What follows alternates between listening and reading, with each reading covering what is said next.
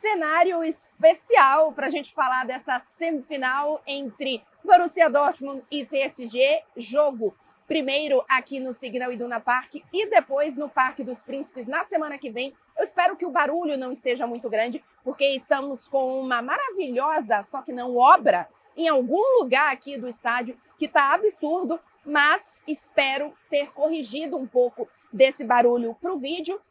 Antes de começar a falar sobre o caminho do PSG, este vídeo é para falar um pouco de por que eu acho que esse PSG chegou nas semifinais e é sim favorito para estar nas finais.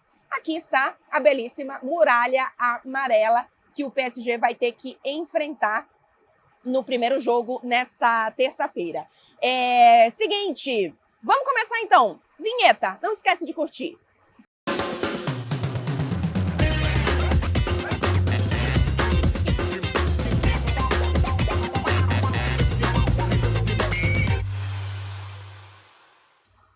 Muito bem, confere inclusive se você está inscrito no canal para não perder nenhum vídeo por aqui.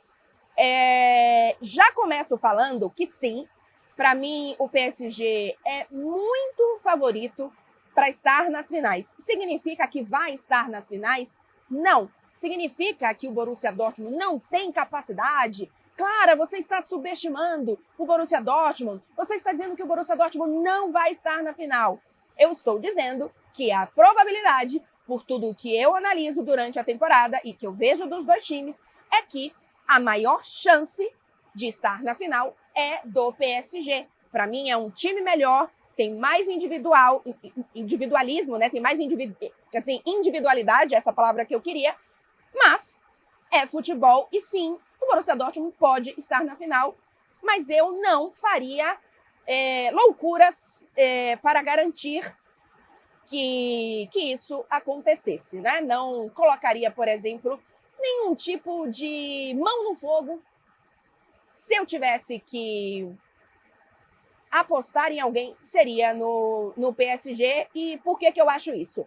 Eu vou falar mais do PSG nesse vídeo, então eu vou só abrir um pouquinho com o Dortmund, porque eu acho que o Dortmund é uma equipe que não tem grandes brilhos nessa temporada, né? Não tem nada neste Dortmund que é sobressalente, que é absurdo. Não é um time de super contra-ataque, não é um time de super defesa, não é um time de um super individual, por exemplo, ter um Haaland, ter um Bellingham. Então é uma equipe que faz bons jogos e jogos muito ruins, e aí tem ali um grande jogo de repente, depois um jogo horrível depois. Então é uma equipe irregular, que não tem grandes destaques e então pode fazer uma grandíssima partida e, claro, pode complicar o PSG. Vou falar aqui um pouco do que eu vejo de não tão positivo nesse PSG, mas se a gente for comparar quase todos os quesitos, para mim o PSG está acima.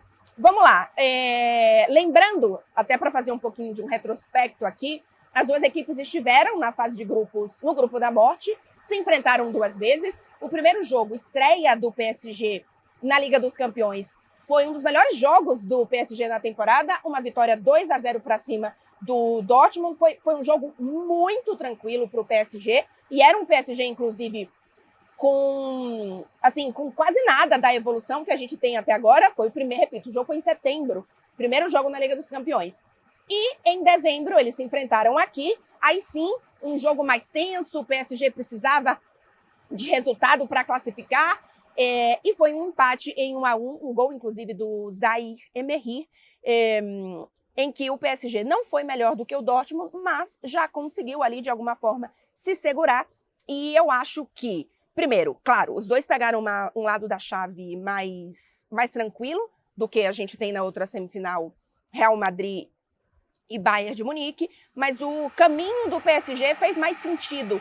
Eu acho que foi mais construído e talvez tenha dado mais evolução e mais maturidade para essa equipe. O PSG fez 2 ótimos jogos diante da Real Sociedad. É verdade que não era um Bayern de Munique, não era um Real Madrid, enfim, não era um time super tradicional e que vivia o seu melhor momento, mas fez jogos seguros, passou nas quartas de final contra o Barcelona. Eu acho que aí sim, teve muitos momentos alternando e a gente viu muitas vezes um PSG sofrendo na defesa, tem uma defesa ainda que, se é pressionada, entrega, em especial quando não está completa, e isso aconteceu, inclusive, no primeiro jogo, né, contra o Barcelona, porque não tinha todos os jogadores que gostaria de usar, não tinha o Hakimi, então o Luiz Henrique precisou fazer ali uma adaptação.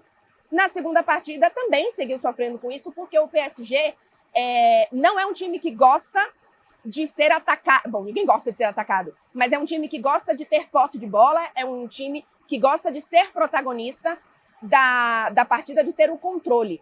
E na defesa, quando não é o PSG que tem a bola, quando ele é pressionado muitas vezes, no 1-1, por exemplo, normalmente o PSG entrega alguma coisa ao seu adversário.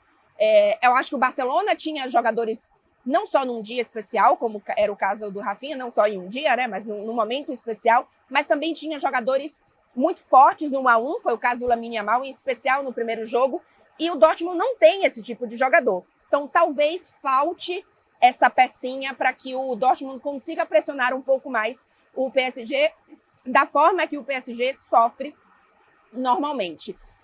De qualquer forma, eu acho que o PSG mostrou nas quartas de final, primeiro, que é um time que está com o mental, não sei se pronto, mas mais avançado do que já esteve em outros momentos, e é um time que é mais coletivo, não só quando de fato está todo mundo jogando, né, mas que também não depende só do Mbappé.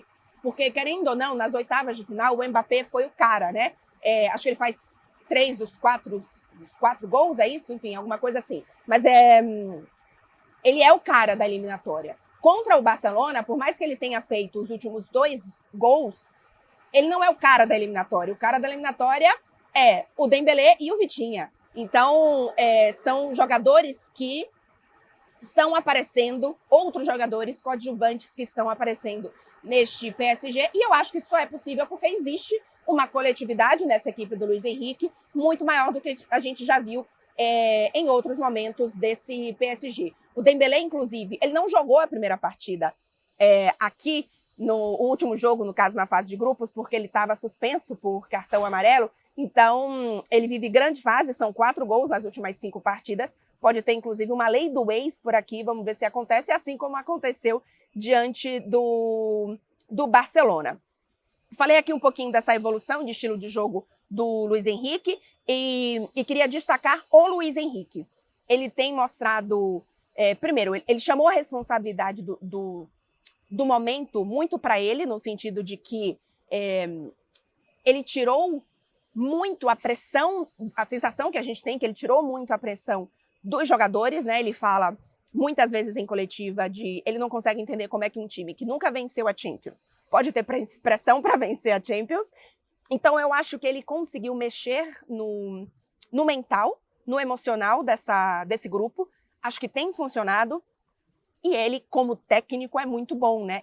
E eu acho que em 2 jogos, em especial, o Luiz Henrique é mais estrategista, é mais técnico mesmo do que o Terzic. Então, por exemplo, a gente pode ter aqui um jogo ruim do PSG, ou, enfim, um Dortmund fazendo uma grande partida com algo em especial, e o Luiz Henrique conseguindo, para a segunda partida, resolver isso. Acho que pode ser um cenário plausível aqui da gente pensar.